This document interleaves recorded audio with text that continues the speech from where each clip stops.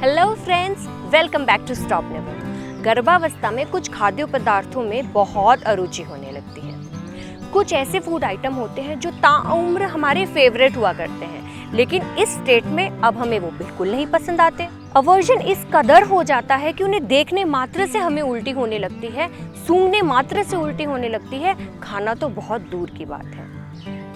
और कुछ आइटम ऐसे होते हैं जिन्हें हम कभी नहीं खाते और अब उनके लिए हम क्रेव करते हैं।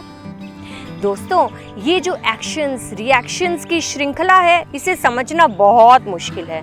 इसे सिर्फ कुदरत ही समझ सकती है। वैसे देखा जाए तो हार्मोनल चेंजेस का इसमें बहुत बड़ा हाथ है, क्योंकि फर्स्ट ट्राइमेस्टर में हार्मोनल चेंजेस एकाएक बढ़ता है। इस वजह से जो फूड क्रेविंग होती है या जो अवर्जन होता है, कहने का मतलब जो फूड चेंजेस होते हैं वो भी एकाएक होते हैं और बहुत तीव्रता से आते हैं।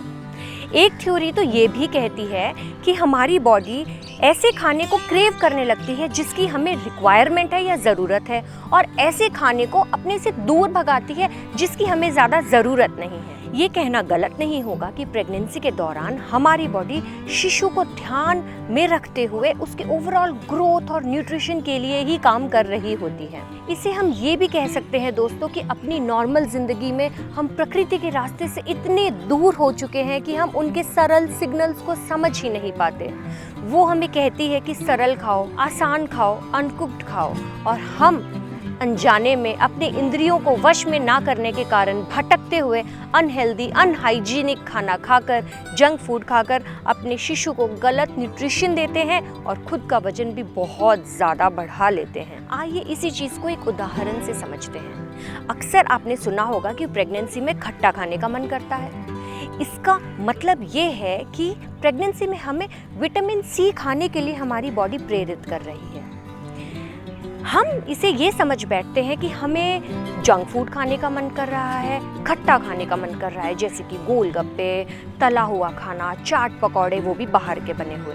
तो हम क्या करते हैं कि बाहर का अनकुक्ड, अनहेल्दी, अनहाइजीनिक खाना खाकर अपनी क्रेविंग को पूरा करते हैं। लेकिन होना ये चाहिए दोस्तों कि हम नींबू, आंवला, संतरा, मौसम्बी, अंगूर जैसे पदार्थों को खाएं और अपने आप को पूरा पोषण दें। इससे पोषण बच्चे को भी पूरा मिलेगा, उनका वजन भी अच्छा बढ़ेगा और जो माँ का वजन है वो भी नियंत्रण में रहेगा। मार्केट में हमारे आसपास के माहौल में इतने सारे जंक फूड अवेलेबल हैं, इतने वैरायटी के अवेलेबल हैं कि हमारी इंद्रियां कंफ्यूज हो जाती हैं। लेकिन दोस्तों, अपनी क्रेविंग्स को इग्नोर करना भी तो पॉसिबल नहीं है। तो ऐसे में हमें क्या करना चाहिए? दोस्तों, ऐसे में हमें अपनी क्रेविंग बिल्कुल पूरी करनी चाहिए, लेकिन थोड़ी बुद्धिमत्ता से करनी चाहिए। नो व्हाट यू ईट, अपने खाने को पहचानिए।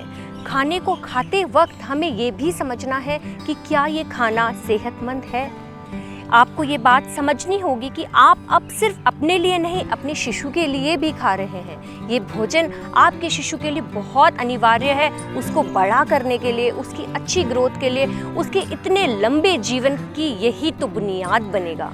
अनहेल्दी आइटम्स को हेल्दी आइटम्स से रिप्लेस करना होगा। उदाहरण के लिए ये समझते हैं, अमूमन महिलाओं को प्रेगनेंसी के दौरान आइसक्रीम खाने की क्रेविंग बहुत होती है। मुझे भी होती थी। अब दोस्तों, ये समझना ज़रूरी है कि जो बाहर की आइसक्रीम है, इसमें आर्टिफिशियल कलर्स, शुगर, स्वीटनर्स और पता नहीं क्या क्या फ्लेवर्स लदे हुए हैं। तो क्या हमें ये आइसक्रीम नहीं खानी चाहिए? दोस्तों, क्रेविंग तो पूरी करनी पड़ेगी। इसीलिए इसका उपाय ये है कि हम आइसक्रीम को अपने घर में बनाएं। आप अपने आइसक्रीम को बनाने के लिए दूध लीजिए, उसमें केसर डालिए और मिश्री डालिए, और खूब दूध को पकाने के बाद इन दोनों चीज़ों को डालने के बाद आप आइसक्रीम बनाएं। आप उसमें थोड़े से ड्राई फ्रूट्स भी डाल दीजिए, जैसे कि बादाम या फिर पिस्ताचियो, या फिर आप उसमें अखरोट भी डाल सकते हैं, जिससे कि उसका फ्लेवर और ज़्यादा बढ़ जाएगा और ये फ्लेवर्स बिल्कुल नेचुरल होंगे, अच्छे होंगे। केसर भी बहुत अच्छी होती है प्रेगनेंसी में। इसी तरीके से हमें अपनी क्रेविंग को समझते हुए, हेल्दी अनहेल्दी फूड्स को समझते हुए आइटम्स को रिप्लेस करना हो। लेकिन फिर भी अगर आपको किसी अनहेल्दी फूड की बहुत ज़्यादा क्रेविंग होती है और आपको नहीं समझ आता कि आप क्या करें, तो आप प्लीज़ मुझसे कमेंट में पूछ सकते हैं। मैं कोशिश करूंगी कि आपको उसका सब्स्टिट्यूट ज़रूर बताऊं और आपको आपकी क्रेविंग को शांत करने में हेल्प करूं। दोस्तों, ज़बरदस्ती नहीं खाना है। कुछ महिलाओं को प्रेगनेंसी में, खास करके फर्स्ट ट्राइमेस्टर में, कुछ चीज़ों से जैसे कि घी, मसाले, चावल, दूध इत्यादि से बहुत एलर्जी सी होने लगती है। उन्हें उसमें से बहुत बदबू आती है। घबराएं नहीं, आप इन्हें ज़बरदस्ती ना खाएं, आप बिल्कुल छोड़ सकते हैं। जी हाँ दोस्तों, आप दूध भी ना पिएं, कोई बात नहीं है। आपको ये सोचने की ज़रूरत नहीं है कि मेरी कैल्शियम रिक्वायरमेंट्स कैसे पूरी होगी, क्योंकि अभी ये ज़रूरी है कि आप अपने आप को फोर्स फीड ना करें।